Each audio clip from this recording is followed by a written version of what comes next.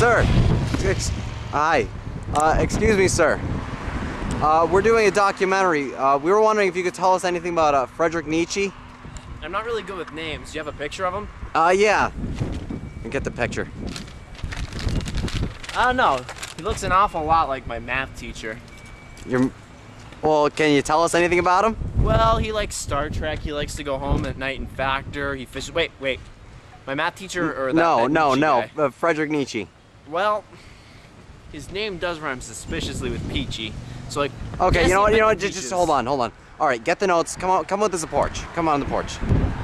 To predict the behavior of ordinary people in advance, you only have to assume that they will always try to escape a disagreeable situation with the smallest possible expenditure of intelligence. Friedrich Nietzsche.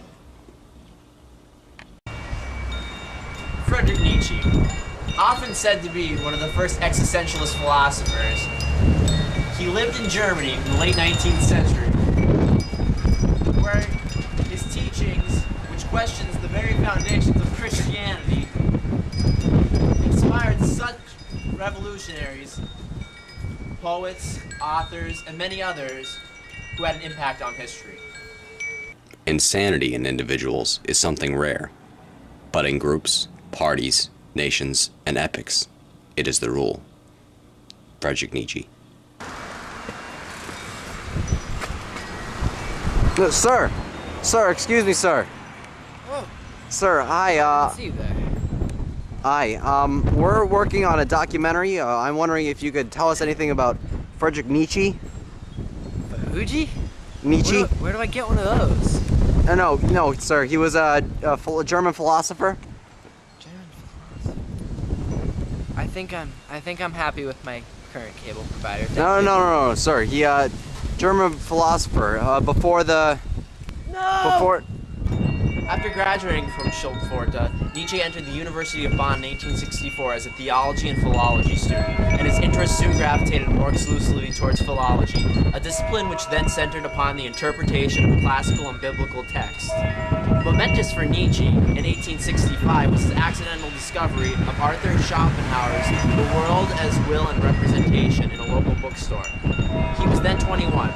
Schopenhauer's atheistic and turbulent vision of the world, in conjunction with his highest praise of music as an art form, captured Nietzsche's imagination, and the extent to which the cadaverous perfume of Schopenhauer's worldview continued to permeate Nietzsche's mature thought remains a matter of scholarly debate.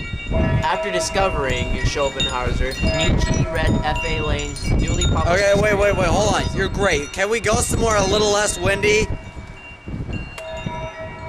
Nah, we're fine. So, continuing. After discovering Schopenhauer, Nietzsche read F.A. Lange's newly published History of Materialism and Critique of its Present Significance, a work that criticized materialist theories from the standpoint of Kant's critique of metaphysics and attracted Nietzsche's interest in its view that metaphysical speculation is an expression of poetic illusion.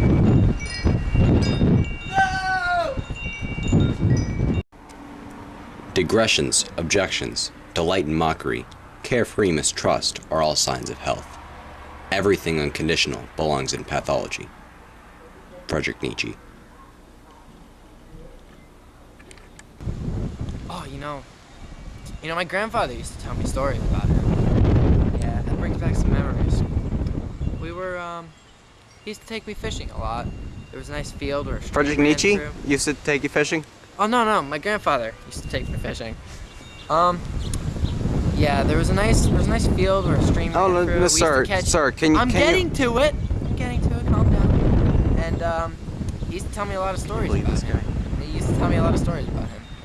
And, you know, Friedrich Nietzsche, I mean, he was his role model. I mean, he grew up and, you know, I mean, he used to hear stories and everything. He was all over the newspapers and stuff. I mean, not my grandfather, Nietzsche. He used to tell me stories about Nietzsche. Can you tell us anything about Nietzsche himself?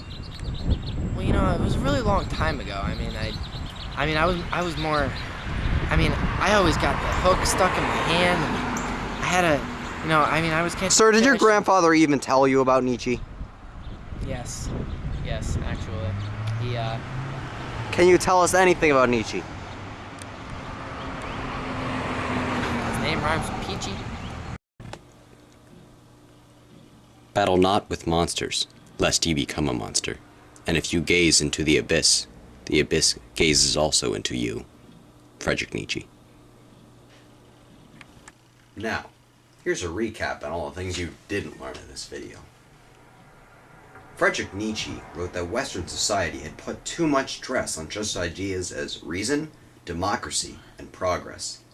He believed this stifled actions based on emotion and instinct. As a result, individuality and creativity suffered. Nietzsche urged a return to the ancient heroic values of pride, assertiveness, and strength. He wrote that through willpower and courage, some humans could become supermen. They could rise above and control the common herd.